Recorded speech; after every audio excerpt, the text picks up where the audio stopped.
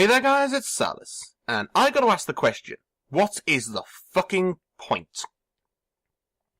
With the recent final release of Nether on Steam, I've noticed a trend of games with absolutely no goal or even reason to play the damn thing coming out lately. And it's gotta be said, they do kinda suck the big one. Some recent examples of this should include Nether, 7 Days to Die, DayZ, Rust, Starbound, Mage Light, and Don't Starve. Now, let's skip the fact that 90% of these games are released as early access, because you already know my thoughts on that.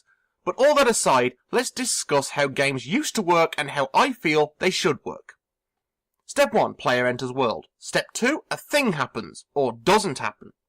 Step 3, the player has to do stuff to stop the thing, or get the thing to work. End. Now, I'm not saying a game needs to have a set story. Sandbox games with missions or MMOs, for example, usually have a piss-weak story, but you do have a reason to do stuff. Whereas in the majority of these games, the idea of having stuff to actually do is removed. You just get dropped in a vast open land and you are told but one thing: you must survive. And more often than not, oh, by the way, I put some zombies nearby that haven't tasted human flesh in 2 days, so have fun. But to take the DayZ example above, I beat that game in 2 minutes. I ran hell for leather and hid in a shed, far away from zombies and dickheads with rifles. And there, I thought, I survived. Now what? Starbound, I feel, comes closest to actually having a right to exist, because it does actually give you missions, kind of, sort of. But it's usually just 3 or 4 hours of thinly veiled busy work, dying and trying again. But by the winning length, the worst offender is Proteus. Anyone who makes the claim that Dear Esther has no point clearly hasn't played Proteus. At least Dear Esther has kinda got a story to follow, but in Proteus you just wander around like women with prams at any given shopping centre and get in my way every time I'm trying to do something in a big old goddamn hurry. And yes, it's artsy, and yes, it's pretty, but it's not a game. You wouldn't call the painting of dogs playing poker a game any more than you would this pricey walking tour of boredom. Although I have heard from stoners it's great if you just need a chill. But let's take a look at where these games got started, shall we? Once again, the giant golden finger of blame is pointed squarely at the face of Mojang and Minecraft. Because ever since this game came out, people have realised they don't need a goal or a point to their games. Just create a world for players to fuck up, and they can expect piles of money to make Scrooge McDuck's money bin look like a piggy bank. And it's these games driven solely by greed that are the industry equivalent of cancer. Notch might have started this whole chain of events off by creating Minecraft as an artistic endeavour, and that I can respect, but it's all the leeches that are ripping off his vision purely to create money, and even more money, that are harming the game's industry.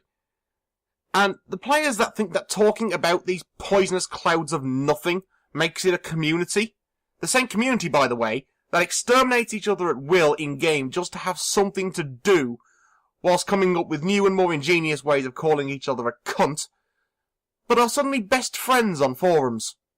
If you wanted to create a solid multiplayer murder-thon, that's fine. Just don't disguise it as what it's not. Games like Ace of Spades and Chivalry don't claim to be what they aren't. The game is designed to be a mass slaughter simulator, and they do very well with it. And before any of you jump to your feet and talk about crafting, shut up. Again, this is another idea ripped off from Minecraft, and it doesn't add a single thing to these games except for killing time. It's the same as trying to decide whether to hang yourself with this nice new rope or weave a special super noose from your own pubes. It's just time-consuming and a way to make a game with essentially no goal seem like it has one. And once you finally replace your crappy wooden table with a gold-plated titanium table with ornate marble decorations and polished gold chairs with some nice cushions you could only get after you built the out-of-town Bed Bath & Beyond to buy them from in the first place, you realise it's still just a table. A rather pricey table, but it's still a thing you sit and eat at. You just eat your can spam, including the can, in order not to starve. And then you look at the clock and realise that 2 days of your real-world life has gone away and you're not getting them back anytime soon. And you also forgot to go to the shops, so you're really going to starve to death sat at home on your real-life crappy wooden table.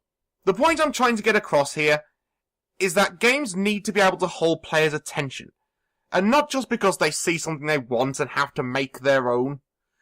Gamers want to feel they are affecting the world in which they play, and in more meaningful ways than just digging holes. Especially if they happen to be a gardener or a road worker, then it's just like a never-ending cycle. Players want to engage with the world, with varieties, and see the changes they are bringing about.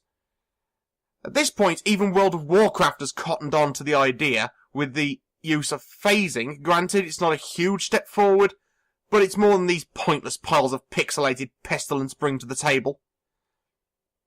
And I am officially going to have to apologise to the people at Mojang. I'm sorry I keep having to blame Minecraft for all of these things. I like Minecraft. But sadly, this is what the industry has devolved into. If you can't be Call of Duty, be Minecraft. If any of you good people watching have anything you would like to add to this discussion, please post in the comments below this video. And also feel free to name and shame any more wastes of time. But all that said, until we meet again, I've been Salis. What the hell is the point? And I'll see you next time. So you can put it in yourself and, make it funny. A gypsy curse, gotta go fast. Africa, gotta go fast. Slow motion, gotta go fast. Yes! That makes sense. That does actually.